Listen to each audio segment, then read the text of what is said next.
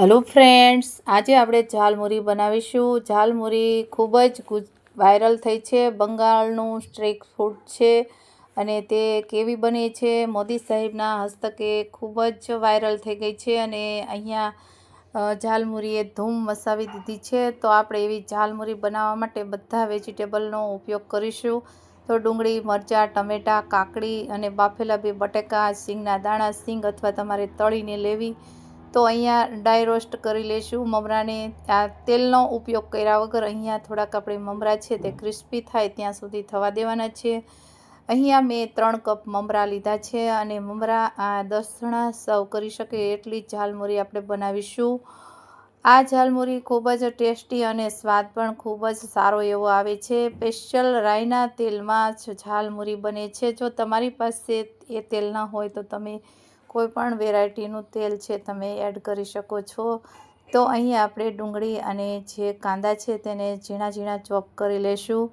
તો ઝાલમુરી છે તેમાં કોઈ પણ પ્રકારની ચટણીનો ઉપયોગ કર્યા વગર ફટાફટ 5 મિનિટમાં બની જાય છે. અને તમે કોઈ પ્રવાસમાં અથવા તો કોઈ પિકનિકમાં ગયા હોય, બહાર ગયા હોય તો તમે આ રીતે બધા વેજીટેબલ છે તે સાથે લઈ જઈ અને તમે ઝાલમુરી બનાવી શકો છો. અને આ ઝાલમુરી છે તે હલકી ફુલકી ભૂખ માટેની છે. તો સાંજના સમયે આવી ઝાલમુરી તમે બનાવશો તો નાનાથી લઈ અને મોટા બધાને ખૂબ જ ટેસ્ટી અને સારી એવી લાગશે અને ખૂબ જ પ્રિય થઈ ગઈ છે. ઝાલમુરીનો ટેસ્ટ ખૂબ જ સારો એવો આવે છે. મેં પહેલી વાર જ આ ઝાલમુરી બનાવી છે. આ આપણે વાયરલ થયા પછી મેં કીધું ઝાલમુરી આપણે બનાવીએ, એનો ટેસ્ટ કેવો આવે છે. તો બીજાને પણ આપણે આ રીતે બનાવી અને તમે પણ બનાવો. તો અહીંયા કાકડી છે તેને પણ ઝીણા ઝીણા ટુકડા કરી લઈશું.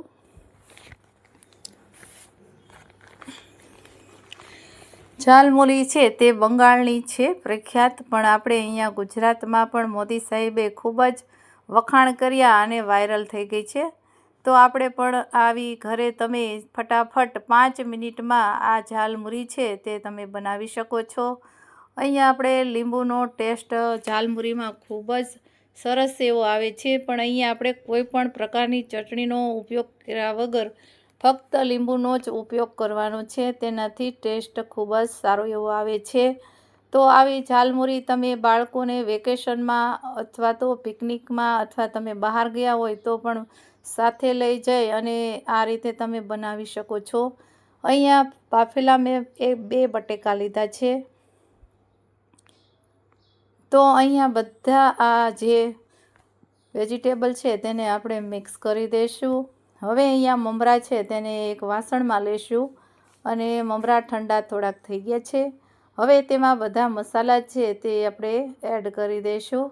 તો અહીંયા બાફેલા બટેકા, કાકડી અને અહીંયા તમે જે મરચાં તમારે તીખાશ જેવી જોતી હોય એ રીતે તમે એડ કરી શકો છો. તો અહીંયા મેં 2 મરચાં લીધા છે. તો મીડિયમ સાઇઝના લીધા હતા. તમારે વધારે તીખાશ જોતી હોય તો તમે વાટીને પણ એડ કરી શકો છો. અહીંયા આપણે સેવ એડ કરી દઈશું ઝીણી. અને અહીંયા બાફેલા જે ચણા છે પલાળેલા તેને આપણે એડ કરીશું અને બાકીના સિંગદાણા છે તેને પણ આપણે એડ કરીશું. આ ઝાલમુરી છે તે 10 જણા સર્વ કરી શકે એટલી આપણે બનાવીશું.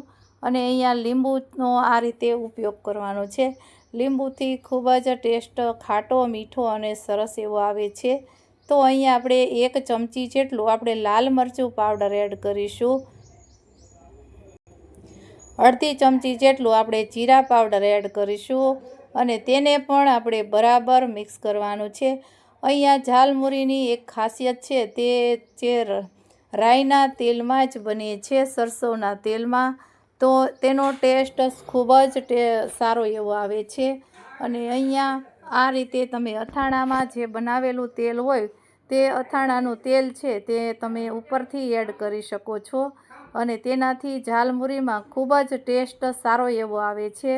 અને ખાસ કરી અને લીલા ધાણા તમારે એડ કરવા, તેનાથી ટેસ્ટ 100 ગણો વધી જશે ઝાલમુરીમાં. અને તેને આપણે બરાબર મિક્સ કરી લેવાનું છે.